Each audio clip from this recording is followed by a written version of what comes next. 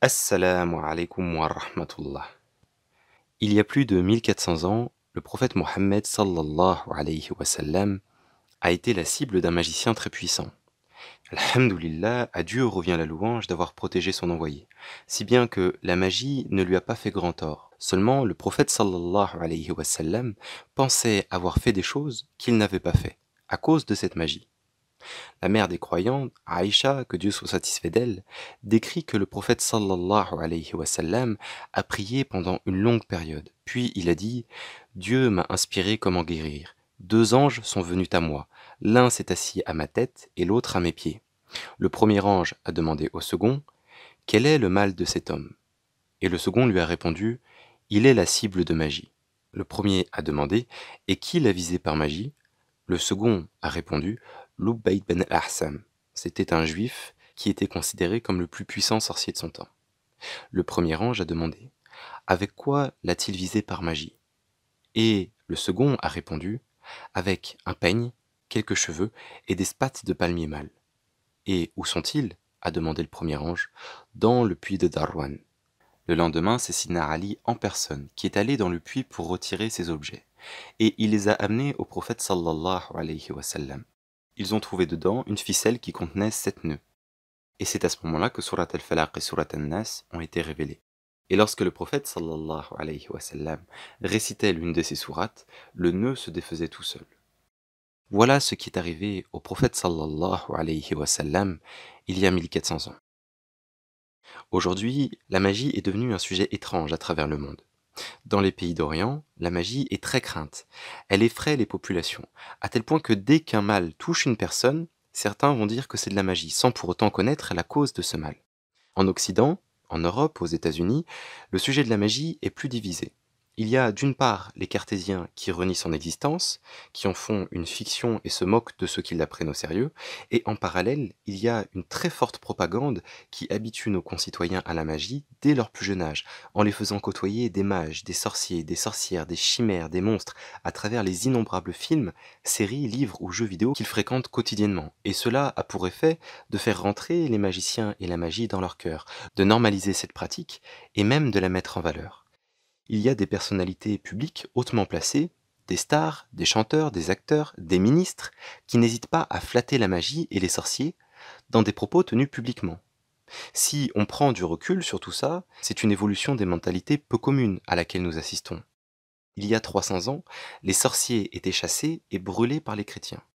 Il y a à peine 50 ans, les sorciers vivaient dans l'ombre de la société, comme le feraient des parias condamnés à ne pas voir le jour. Lorsque quelqu'un allait les voir, ils se cachaient, et tout se faisait dans la plus grande discrétion, parce que c'était une honte, c'était un comportement misérable. Mais aujourd'hui, le business des sorciers a éclaté en plein jour, propulsé par de puissantes influences, et ni les sorciers ni leurs clients ne se cachent de leur activité.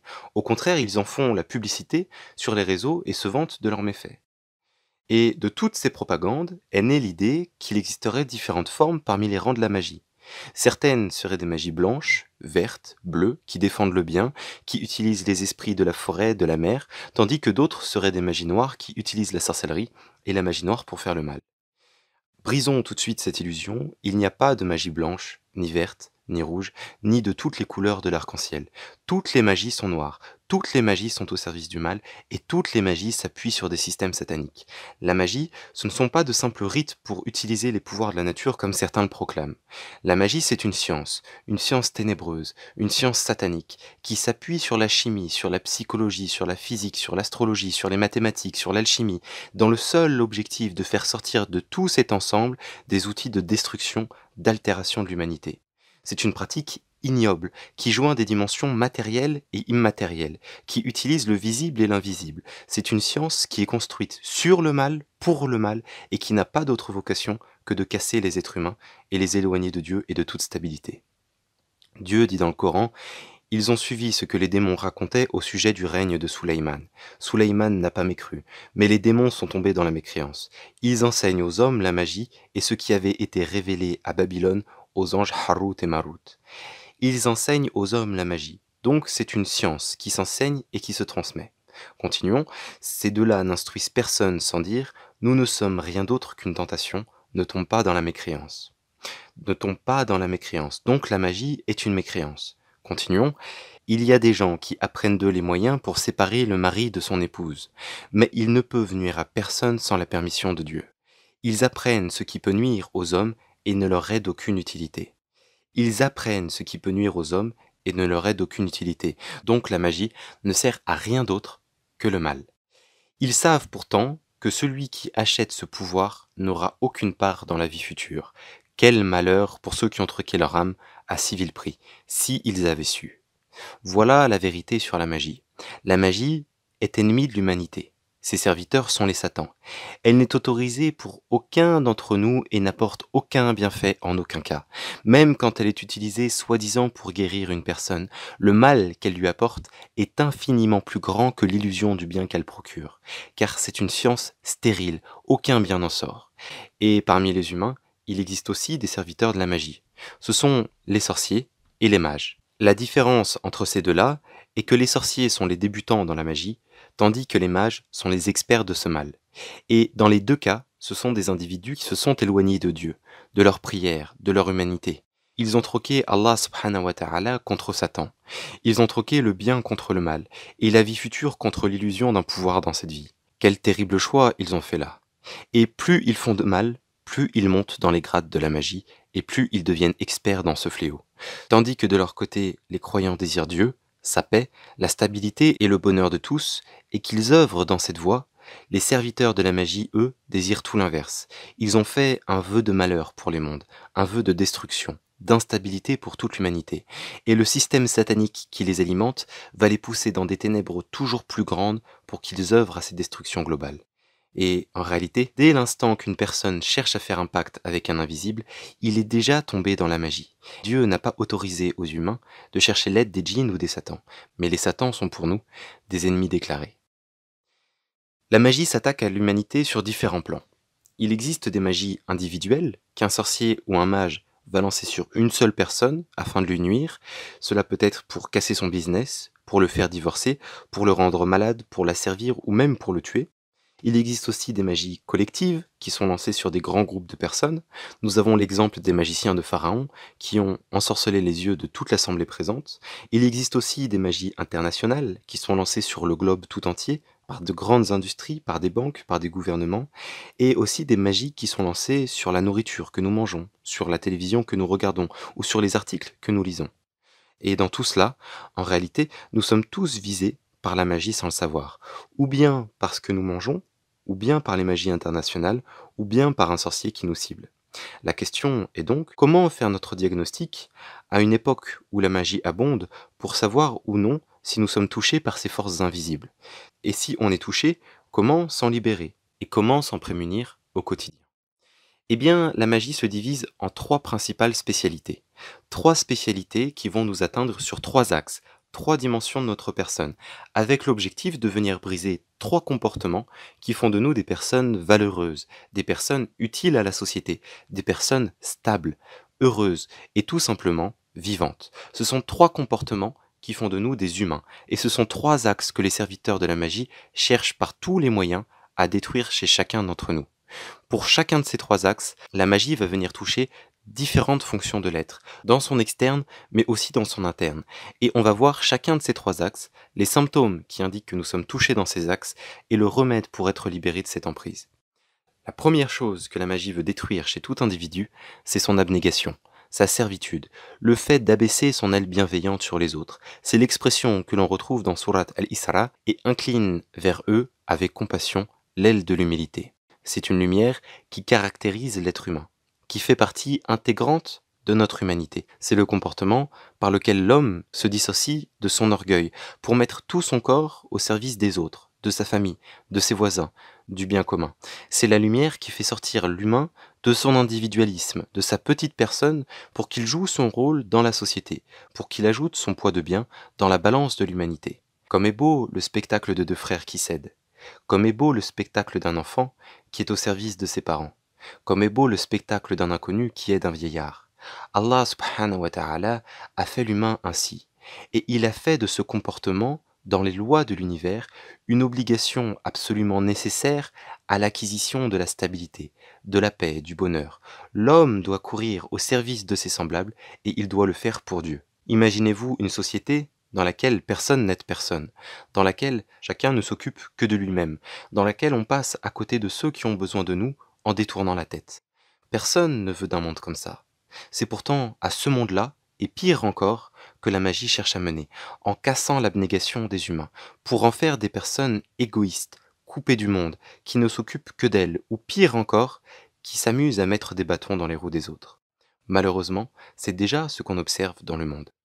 Mais le croyant s'attache de tout son corps à son abnégation, à cette vertu qu'avait le prophète sallallahu alayhi wa sallam et qu'il a irradiée sur l'ensemble de ses compagnons, faisant des générations qui l'ont suivi les hommes les plus serviables qu'ait porté cette terre.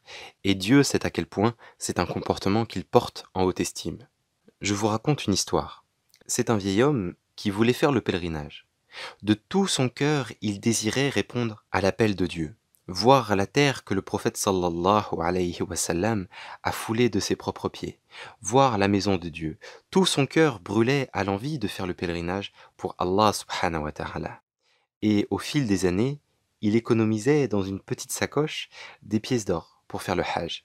Il en prenait grand soin et ça y est, grâce à Dieu, il avait enfin l'argent nécessaire pour le voyage. Il avait économisé tout ce dont il avait besoin dans sa petite sacoche pour enfin pouvoir faire le pèlerinage. Et un jour, avant que le pèlerinage ne commence, il est sorti de chez lui et il a vu son voisin en train de pleurer. Il est allé le voir et, avec sa douceur, il lui a dit: «Oh mon voisin, qu'est-ce qu'il t'arrive? Pourquoi est-ce que tu pleures?» Son voisin lui a dit: «La pauvreté nous a tellement atteints que je n'ai pas trouvé d'autre choix que de nourrir ma famille avec de la viande d'âne, avec le haram.» Quand il a entendu ça, le vieil homme a été désemparé pour son voisin. Alors, il est allé chez lui. Il a récupéré sa petite sacoche de pièces d'or qu'il économisait depuis des années pour faire le hajj, et pour Dieu, il est allé la donner à son voisin, pour que sa famille puisse acheter de la nourriture halal. Parce qu'il a vu dans cette situation que venir en aide à une créature de Dieu, à son voisin, était plus méritoire, et qu'après tout, qu'aurait bien pu valoir son pèlerinage si pour le faire, il avait dû ignorer son voisin? Quelle valeur Dieu aurait-il pu accorder à un tel pèlerinage? Et le hajj est passé, sans que notre vieil homme puisse s'y rendre. Quelque temps après, dans la même année, dans une région voisine, il y avait un autre homme, un homme de responsabilité, qui a fait un rêve dans lequel il a vu deux anges parler entre eux. Le premier ange a demandé au second: «Combien de personnes ont fait le hajj cette année?» Le deuxième ange a répondu: 500 000 personnes. Le premier ange a demandé: «Et combien de pèlerinages ont été acceptés sur ces 500 000 personnes?» Le deuxième ange a répondu: «Un seul.» Quand il a entendu ça, l'homme qui rêvait a été effrayé. Sur 500 000 personnes, un seul hajj a été accepté. Alors le premier ange a demandé au second: «Et de qui le pèlerinage a-t-il été accepté?»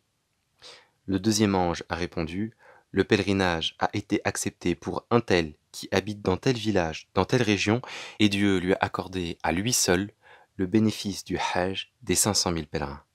Subhanallah. Quand il a fait ce rêve, l'homme est parti tout de suite en voyage, afin de rencontrer celui à qui Dieu a fait un tel honneur. Il est arrivé dans le village qu'avaient cité les anges, et il a demandé aux gens où il pourrait trouver celui qu'il recherchait, jusqu'à ce qu'il arrive enfin devant l'homme cité par les anges. C'était un vieillard. Lorsqu'il l'a trouvé, l'homme de la responsabilité lui a raconté son rêve, et il lui a demandé son histoire. Et le vieil homme s'est mis à pleurer. Ce vieil homme, à qui Dieu a accordé la récompense du hajj des 500 000 pèlerins, c'était notre vieillard, qui avait donné sa sacoche de pièces d'or à son voisin, pour qu'il puisse acheter de la nourriture halal à sa famille. C'était notre vieillard, qui mourait d'envie d'aller faire le hajj, mais y a renoncé pour venir en aide à une créature de Dieu. Et voyez comment Dieu l'a récompensé. Voyez à quel point Allah subhanahu wa ta'ala estime ceux qui se sacrifient pour les autres. Et comprenez en même temps à quel point les forces qui ne désirent que le mal veulent briser ce comportement. L'abnégation est une lumière qui resplendit par les actions des membres. Nous nous plaçons au service des autres avec notre corps. Et c'est précisément pourquoi, afin d'étouffer cette abnégation, la magie va s'attaquer au corps. Son objectif est de casser le corps de l'homme l'alourdir, le dévier, afin de l'empêcher de faire le bien, d'être serviable, afin de l'isoler de cette part d'humanité. La personne va parfois trouver des malaises dans son corps, dans ses mains, dans ses pieds, dans ses yeux, dans ses intestins. Elle va parfois trouver ses épaules lourdes, elle va avoir du mal à se porter, à respirer, à déplacer ses jambes. Tout cela sans raison tangible, ni explication médicale. Eh bien, c'est lorsque la magie vient taper l'externe de la personne, son corps, afin de casser en elle son abnégation. Posons-nous la question. Combien de maux touchent le corps sans que la médecine ne trouve d'origine à ces symptômes? Cela arrive très fréquemment et de plus en plus. Et suite à cela, si la personne est atteinte plus profondément par la magie, elle va trouver des changements dans son comportement. Elle va être moins serviable. Parfois, elle aime moins rendre service qu'auparavant.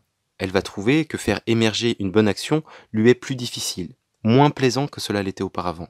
Peut-être même qu'elle commence à détester la serviabilité, ou pire, qu'elle commence à aimer mettre des obstacles sur la route des autres. Ce sont des aggravations dans ce toucher magique. Donc, si la personne observe ces symptômes, soit extérieurement dans son corps, si elle ressent des gènes, des douleurs, des maladies qui apparaissent et qu'elle devient moins serviable, soit dans son interne, si l'abnégation commence à lui méplaire et qu'elle commence à aimer le mal de l'inactivité ou de mettre des bâtons dans les roues des autres, alors il est fort probable qu'elle soit la cible de magie. Dans ce cas-là, il est inutile de chercher un exorciste, un désenvoûteur pour faire la ruqya. Les véritables spécialistes qui libèrent de la magie n'existent plus. Ils ne se trouvent plus dans la place publique. Vous avez plus de chances de tomber sur un charlatan ou sur un sorcier que sur un véritable. N'allez pas voir ces gens-là, mais soyez votre propre consultant. Si vous êtes prêt à sortir de chez vous, prendre la voiture pour rouler pendant 30 minutes, patienter dans une salle d'attente pendant 30 minutes pour enfin voir un médecin ou un raqi pendant 30 minutes et revenir chez vous après 2 heures, alors vous devez être prêt à prendre un moment chez vous pour faire vos ablutions, pour vous concentrer avec tout votre cœur, toute votre humilité, pour vous tourner devant Dieu et demander son secours, son aide et sa guérison. C'est comme ça qu'Allah subhanahu wa ta'ala a guéri le prophète sallallahu alayhi wa sallam lorsque le magicien le visait. Donc si vous êtes touché dans votre corps et dans votre abnégation, voici la formule pour vous en libérer. Avec vos ablutions, faites 2 unités de prière dans leur temps autorisé. Ensuite, après vos 2 rakats, faites la prière sur le prophète Inna Rasulullah sallallahu alayhi wa sallam. Par exemple, faites Salat Ibrahimiyya. Et ensuite récitez 300 fois en arabe le verset ربنا لا تزغ قلوبنا بعد إذ هديتنا وهب لنا من لدنك رحمة إنك أنت الوهاب. Notre Seigneur, ne fais pas dévier nos cœurs après nous avoir dirigés. Accorde-nous une miséricorde venant de toi, tu es le donateur suprême. Récitez ce verset 300 fois et finissez en récitant 7 fois le verset قال موسى ما جئتم به السحر إن الله سيبطله إن الله لا يصلح عمل المفسدين. Moïse dit, ce que vous avez apporté est de la magie, Dieu en montrera la vanité, Dieu ne fait pas prospérer l'œuvre des corrupteurs. Récitez 7 fois ce verset et par la grâce d'Allah subhanahu wa ta'ala, il vous libérera de la magie. Faites ces récitations sur vous-même. Vous pouvez le faire en massant les parties de votre corps qui sont touchées. Vous pouvez le réciter sur des packs d'eau que vous allez boire ou verser sur votre corps. Vous pouvez le réciter sur vos enfants ou vos parents si vous pensez qu'ils sont atteints. Mais surtout, faites-le avec toute votre concentration. Essayez de remplir tout votre cœur d'humilité devant Dieu, en vous efforçant de ressentir à quel point vous avez besoin de lui, de son aide, de son secours, de sa miséricorde, en ressentant à quel point vous êtes dépendant de lui, et par le soutien suprême d'As-Samad, jamais il ne vous laissera tomber. Voilà le remède pour être libéré de cette magie qui cible le corps et l'abnégation. Le deuxième axe que la magie cherche à attaquer, c'est la miséricorde, la rahma, cet amour, cette compassion, cette tendresse, cette bonté qu'on a dans le cœur et qui fait de nous des humains. Que serions-nous sans cette miséricorde, sans cet amour divin? Eh bien, il n'y a rien sans la miséricorde d'Allah subhanahu wa ta'ala. Il n'y a rien au monde sans sa rahma. Dieu a commencé toutes les sourates du Coran à l'exception d'une, par Bismillah ar-Rahman ar-Rahim, au nom d'Allah le miséricordieux, le clément. Toute sa révélation est venue dans un message de la part du miséricordieux. C'est de cette miséricorde divine que tout découle, que tout commence. Dieu dit, lorsque viennent à toi ceux qui croient en nos signes, dis-leur que la paix soit sur vous, votre Seigneur s'est prescrit à lui-même la miséricorde. C'est parce que Dieu est miséricordieux qu'il a placé la miséricorde chez ses créatures. Et c'est par cette rahma que Dieu a placé chez ses créatures que la vache allaite son veau, que la lionne se sacrifie aux hyènes pour protéger ses lionceaux. C'est par cette rahma que l'enfant reçoit la tendresse de sa mère. C'est par cette rahma que Dieu accorde le paradis. Et c'est par cette rahma qu'Allah subhanahu wa ta'ala a fait venir le prophète sallallahu alayhi wa sallam et le Coran qui dit الرحمن علم القرآن خلق الإنسان علمه البيان الشمس والقمر بحسبان والنجم والشجر يسجدان والسماء رفعها ووضع الميزان ألا تطغوا في الميزان وأقيموا الوزن بالقسط ولا تخسروا الميزان والأرض وضعها للأنام فيها فاكهة والنخل ذات الأكمام والحب ذو العصف والريحان فبأي آلاء ربكما تكذبان. La rahma, c'est la manifestation de l'infinie bonté de Dieu et de son amour. Pour nous, c'est la preuve de notre humanité. C'est la preuve de notre servitude envers lui. Et c'est par la miséricorde que Dieu investit en nous qu'il nous fait rapprocher de sa miséricorde. Autrement dit, celui qui veut connaître le miséricordieux, qu'il soit lui-même miséricordieux avec ceux qui l'entourent. Et c'est ça ce que la magie veut casser. C'est ça ce que le système satanique veut détruire, pour faire de nous des monstres qui ne sont plus humains et dont les cœurs ne sont plus vivants, pour faire de nous des éloignés, des robots, incapables d'aimer et de compatir, mais rongés par la haine et la cruauté. Quel terrible malheur pour celui qui s'est interdit la miséricorde, et quel bonheur pour celui dont le cœur déborde de miséricorde, celui dont le cœur se dissout sous la rahma de Dieu. Car le foyer de la miséricorde, c'est bien le cœur, et quand le cœur est rempli de rahma, jamais il ne fera de mal aux autres. C'est pourquoi, afin de casser cette humanité, les serviteurs de la magie vont venir taper le cœur, physiquement ou sur le plan interne. Si vous êtes touché par des mots qui viennent troubler physiquement votre cœur, sans raison tangible ni explication médicale, eh bien c'est un symptôme de la magie qui attaque la miséricorde. Et suite à cela, si vous sentez des obstructions inhabituelles entre vous et la miséricorde, que vous ressentez moins votre proximité avec cet amour, cette douceur, cette compassion, ou que vous avez plus de mal à l'atteindre que par habitude, ou même que votre cœur s'est rempli de mépris, de haine, de tension, alors il est probable que votre cœur soit la cible de magie, qui cherche à vous éloigner de la miséricorde, de la bonté, de la compassion, pour vous faire tomber dans l'indifférence, dans la cruauté, dans la haine. Si vous êtes ciblé dans ce domaine précis, alors voici la formule pour vous en libérer par la grâce de Dieu. Faites vos ablutions. Lavez-vous comme une préparation pour vous tenir devant Dieu. Ensuite, faites 2 unités de prière dans leur temps autorisé. Après vos 2 rakats, faites la prière sur le prophète sallallahu alayhi wa sallam. Ensuite, récitez 8 fois surat al-Fatiha avec la basmallah. Donc en commençant bien à Bismillahir Rahmanir Rahim. Et finissez en récitant 7 fois وقل جاء الحق وزهق الباطل إن الباطل كان زهوقا. Dis la vérité est venue et l'erreur s'est évanouie. Certes, l'erreur est évanescente. Récitez ce verset 7 fois. Vous pouvez les réciter main sur le cœur ou encore sur de l'eau, mais toujours de la même manière, inclinez tout votre interne avec humilité devant Dieu, devant le miséricordieux, en ressentant votre nécessité à son égard. Le dernier axe que la magie attaque, c'est la capacité de surpassement, d'aller au-delà des événements, au-delà des difficultés, au-delà des provocations et des nuisances, au-delà des bienfaits que l'on reçoit, au-delà des temps calmes et des tempêtes, car l'objectif de l'homme est Dieu. Et tant que l'homme n'est pas arrivé à sa destination, il ne doit en aucun cas s'arrêter à ce qui se manifeste à lui et lui accorder de l'importance. Et Dieu dit, donc ne soyez pas désespérés à cause de ce qui vous échappe, et ne vous réjouissez pas outre mesure de ce qui vous est donné.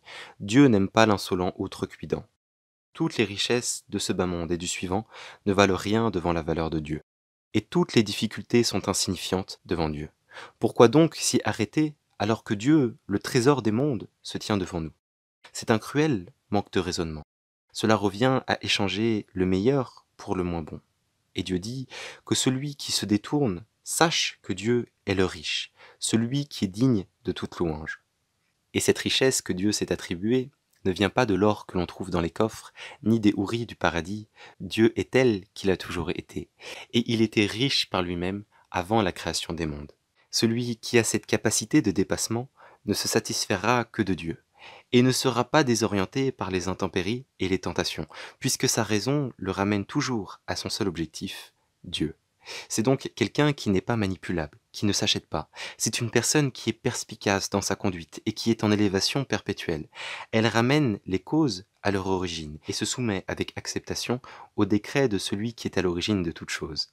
La magie cherche à casser cette lumière, cette fondation, dans l'adoration et le quotidien de la personne, pour faire des humains instables, des humains qui se réjouissent à outrance d'un bien qui les touche, au point de ne plus voir que ça, et d'oublier que c'est Dieu qui donne. Des humains qui tombent dans la détresse, dans la dépression et le malheur, dès que la moindre difficulté les touche, dès que le moindre obstacle se présente devant eux, et qui oublient que tout est entre les mains de Dieu. La magie veut faire de l'humanité des êtres difformes, malléables, qui ne font que régresser en étant tourmentés par les moindres vents qui tournent, en stagnant à chaque pas pendant 1 an, 2 ans, 10 ans, et nous parlons de stagnation. Mais puisqu'en vérité, chaque seconde qui passe est perdue à jamais, la stagnation n'est qu'une relégation déguisée. Si les serviteurs de la magie parviennent à leur fin, nous aurions un monde de personnes allant toujours plus mal, se braquant à chaque événement, s'indignant de chaque difficulté, se flattant de chaque réussite, mais c'est le monde que l'on observe déjà. Ce secret de surpassement, qui est opératif chez le croyant, se fait par la grâce de Dieu, avec son intellect, avec ses facultés cognitives, avec son cerveau, son système nerveux. Si une personne rencontre des difficultés dans ses facultés cognitives, qu'elle a du mal à mettre les choses au clair, qu'elle a la tête dans les nuages, qu'elle est dans ce qu'on appelle un brouillard cognitif, ou qu'elle a des douleurs à la tête, tout cela sans qu'elle ne sache pourquoi, sans vraie raison médicale, alors qu'elle observe son comportement pour voir si son surpassement est touché, car ce sont des symptômes qui indiquent une magie qui vise à casser la personne pour la rendre inopérante. Et si ces gènes cérébrales commencent à entraîner des difficultés pour avancer vers Dieu, pour se détacher des événements, pour garder Allah subhanahu wa ta'ala pour unique horizon, ou pire que la personne commence à se complaire de son inopérance, de sa régression, alors il y a fort à compter que cette personne est la cible de magie visant à casser sa capacité de dépassement. Combien de troubles neuronaux, psychologiques, combien de maux de tête surviennent sans que la médecine ne trouve de raison. Pour la personne atteinte de ces maux, voici la formule pour s'en libérer par la grâce de Dieu. Faites votre wudu, puis 2 rak'at, puis la prière sur le prophète, et récitez 200 fois le verset ربنا آتنا من لدنك رحمة وهيئ لنا من أمرنا رشدا. Notre Seigneur, accorde-nous une miséricorde venue de toi et assure-nous une conduite droite. Et après avoir récité en arabe ce verset 200 fois, récitez 7 fois en arabe le verset بل نقذف بالحق على الباطل فيدمغه فإذا هو زاهق ولكم الويل مما تصفون.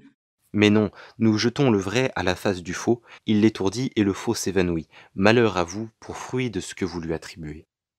Là encore, faites-le avec toute votre humilité devant Dieu, avec votre dépendance à son égard, en réalisant sa capacité et son pouvoir sur toute chose. Si vous pensez être atteint sur plusieurs de ces 3 domaines, alors cumulez ces formules et essayez de les répéter sur plusieurs jours, au moins sur 1 semaine. C'est du Coran que nous vous invitons à réciter. Chaque lettre vient de Dieu, et chaque lettre vaut au minima 10 bonnes actions. Et nous savons déjà que certains seront réticents à l'idée d'utiliser ces formules et ne voudront utiliser que Surat al-Falaq et Surat al-Nas parce que le prophète sallallahu alayhi wa sallam les a récités pour défaire les nœuds lorsque Sidna Ali lui a apporté le sortilège qui le ciblait. Mais il n'y a pas que Surat al-Falaq et il n'y a pas que Surat al-Nas qui sont utiles contre la magie. Il y a d'autres ayats dont la spécialité est de neutraliser la magie ou d'alimenter certaines lumières chez la personne. Oui, Surat al-Falaq et Surat al-Nas jouent un rôle pour la protection et contre la magie. Oui, Surat al-Falaq et Surat al-Nas, c'est le Coran sublime d'Allah subhanahu wa ta'ala. Mais le prophète sallallahu alayhi wa sallam a prié un jour et une nuit complète avant que Dieu lui envoie en rêve Sidna Jibril alayhi salam et Sidna Mikaïl alayhi salam pour lui indiquer le mal qui le ciblait. Et Dieu ne lui avait pas encore révélé ces deux sourates.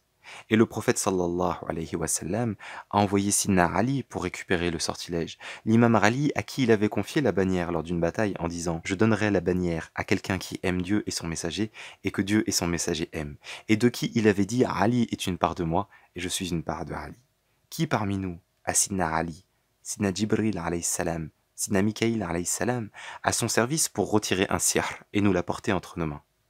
Personne, et aucun d'entre nous n'a la pureté ni la main bénie du prophète sallallahu alayhi wa sallam pour qu'on récite Surat al-Falaq et Surat al-Nas et que les nœuds se défassent tout seuls devant nous. Nous ne savons même pas où sont les nœuds ni s'il y en a. Sidna Ali, que Dieu soit satisfait de lui, a dit une fois que pour dissiper la magie, il faut écrire et garder sur une feuille « Qala Musa majidtum bihi sihru, inna Allaha sayubtiluhu, inna Allaha la yuslihu, amal al-mufsidin » Et de qui pensez-vous que Sidna Ali tient sa sagesse, sinon du prophète sallallahu alayhi wa sallam? Donc il faut faire preuve d'intelligence et d'humilité devant le Coran d'Allah subhanahu wa ta'ala, devant les pratiques du prophète sallallahu alayhi wa sallam. Dans quel contexte et comment est-ce qu'il a fait les choses? Est-ce que c'était pour une magie individuelle ou collective? Est-ce que c'était pour une magie faible ou forte? Aujourd'hui, on est tous touchés par 60, 100, 200 magies en même temps qui nous entravent. Donc si vous voulez vous contenter de Surat al-Falaq et Surat al-Nas, ou que vous trouvez que les autres protocoles sont trop lourds pour vous et que vous n'arrivez pas à les faire, voici un protocole dont la réalisation est plus légère et qui substituera aux trois autres. Faites vos ablutions, faites 2 unités de prière, faites la prière sur le prophète sallallahu alayhi wa sallam, puis récitez 300 fois Surat al-Falaq, 8 fois Surat al-Fatiha et 200 fois Surat al-Nas. Voilà ce que nous avons à vous partager, et ce n'est que du Coran. Dans toutes ces formules, il n'y a que la parole d'Allah subhanahu wa ta'ala. Il n'y a que des bons faits. Et récitez-les durant quelques jours, et vous allez voir, vous allez être libéré de bien des maux. Si vous trouvez malgré tout que ces récitations sont trop lourdes pour vous, et que vraiment vous n'arrivez pas à les tenir, divisez le nombre de récitations par 10. Donc on passe de 300 récitations à 30, on garde 8 surat al-Fatiha, et on passe de 200 récitations à 20. Mais conservez-les plus longtemps. Dans la description de cette vidéo, vous trouverez un lien Google Drive qui vous permettra de télécharger un PDF, gratuitement bien sûr, qui résume les protocoles que nous avons vus dans cette vidéo. Vous pouvez le télécharger, l'imprimer et le partager, et n'hésitez pas à nous laisser un commentaire ou un mail pour nous faire un retour sur votre expérience et le changement que vous avez observé dans votre état, dans la situation de votre famille, entre avant et après la pratique de ces protocoles. Qu'Allah subhanahu wa ta'ala bénisse notre cher Mohamed Saïdi qui a partagé ses remèdes pour la Ummah, pour que nous ne soyons pas démunis face à la magie grandissante et que nous ayons les outils pour nous en prémunir. Voici pour les remèdes de la magie. Maintenant, comment s'en préserver au quotidien?